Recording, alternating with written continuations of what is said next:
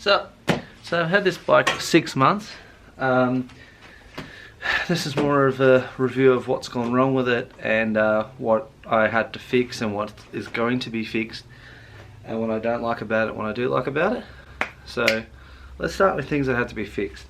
When I bought it, I had, pardon me, when I bought it, I had history up till about 2014 on the bike. It's a 2004. And then after that, it just went blank because one guy owned it and he must have just serviced it himself or something similar to that, which is always nerve-wracking. And then you've always got to find out little things. When I got it, we had to get the throttle bodies balanced. What else? The tyre needs to be replaced very soon, but that's more me than anything else. That's not the bike's fault. One other thing too. Apparently there had to be a crush washer or something under here, under the oil fill, which it didn't have. So I noticed a bit of leaking there because I saw it coming out of the head bolts or whatever you want to call it here, but apparently it was just oil that was running down through there and around there and into there. Even though I've had the throttle bodies balanced, it still seems a bit off. A lot of people could say it's the stepper motor or the crank angle sensor, but I haven't got around to doing it because now I've got coronavirus here. Now that coronavirus is reared its ugly head and not allowing me to ride this unless I'm going to get food and or go to work. So things that have gone wrong. The only things that have gone wrong is a weeping seal on the final drive, which will be fixed as soon as possible. Throttle bodies need to be balanced. What else? That's pretty much it. I'm not used to bikes like these that are more like a tractor. I'm more used to quicker bikes and Jap 4s and things like that that have a lot more response. So like, if you're doing 60 k's an hour in fifth and open it, it just not bogs down, but it just has no power at all, none. But if you're sitting up fourth, it's 60. It's just moves along like if you're just riding the bike sensibly, and I think with a bike like this you really should. It seems to be right. You can't just launch. You can't everything has to be planned. Yeah. So you can't just chuck it down in 2 years and go, because it's not the sort of bike you want to do that to. I have more mechanical sympathy.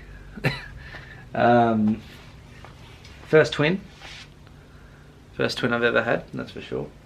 Things I like about it. I love the seating position. I love the seating position. I had a XJ900. I'll put a picture of one of those up.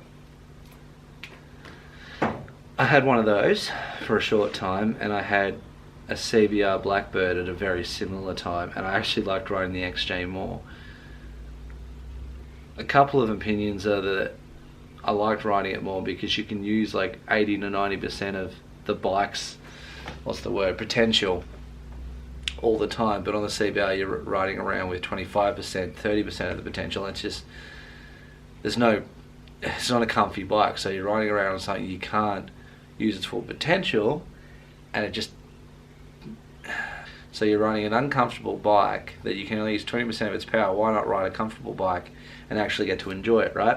So my opinion is this is the rich man's XJ900, or the XJ900's sexier brother.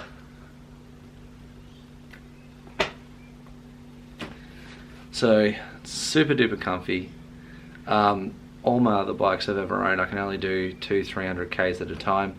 This I can sit on 500 k's, no problem at all. Another thing that I noticed, which is weird, the speedo cable or electronic speedo cable, whatever it is, it's a bit sticky at 60 and 80. So if you just give it throttle so it's passing 60, when it gets to 60 it jumps to like 65, so who cares, but it jumps to like 65, and same at 80. Sometimes when you get to 80, if you're just creeping over 80, it'll go dunk, and it'll jump up to 85.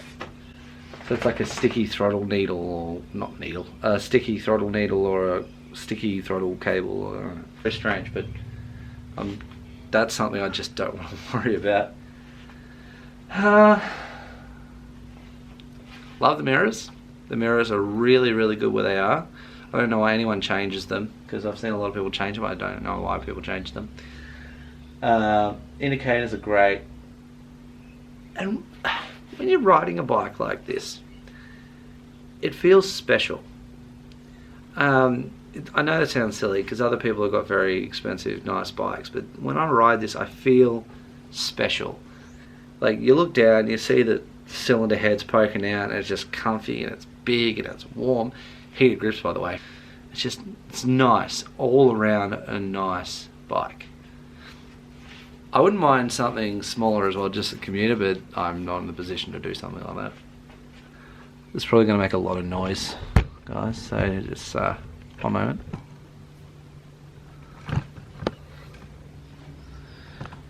That's how much is left on the tire, and it looks like a lot, I know.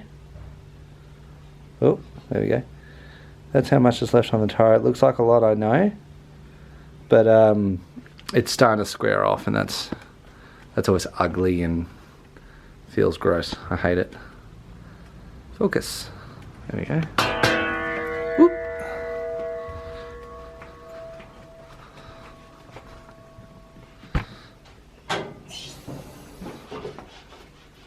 Things I don't like. This indicator system. Now, if you guys have one of these or something similar, you'll know exactly what I mean. I hate this indicator system. And for those who don't know what I mean, indicator for the left is on the left, indicator for the right is on the right, cancelling indicators is on the right, and your horn is on the left. When you're in a position where you're trying to focus on riding and you forget, because I'm still, like, I only ride this like twice a week since I bought it. That's my main thing I hate about this. I hate about this bike. But hey, if you're only worried about the indicators on a bike this nice, I think you got me in the shade, really, don't you? The ABS system, I actually had to look it up how it works. Now, I think you should be able to just get on a bike or in a car, and it should just be very intuitive on how to use the vehicle or how to use the bike. There's a button here that says ABS. You should be able to press ABS for like 3 seconds or whatever, and it turns it on or off. This, you've got to hold it down, turn the key, start the bike. It's just friggin' weird. And the only reason they do that is so basically every time you turn the bike off, it resets to its standard setting, and someone who hops on the bike who doesn't ride or doesn't know your bike, I think you understand where I'm going with that. Heated grips are awesome. Number 3 on this is so toasty, and it's got the guards there, so you just hum along in the freezing cold and it's nothing.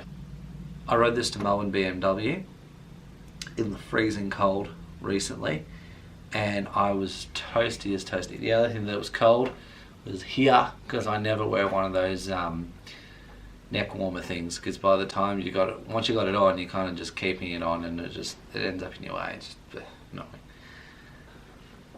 Another thing I didn't like about the bike, and there was a problem, these screens, and being a twin, it vibrates a little bit, and the screen at a certain rev point would just go, and made the bike sound like a $2,000 hire song, and I friggin' hated it. So I fixed that. All that was the little rubber like swivel mounts on the front.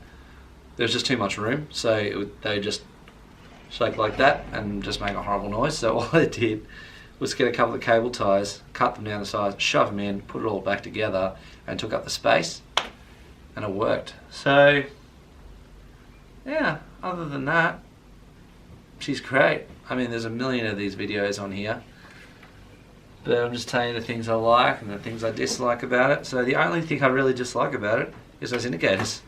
That's it. Hey, you can't really lose if that's the only problem you got. Am I right? See you later.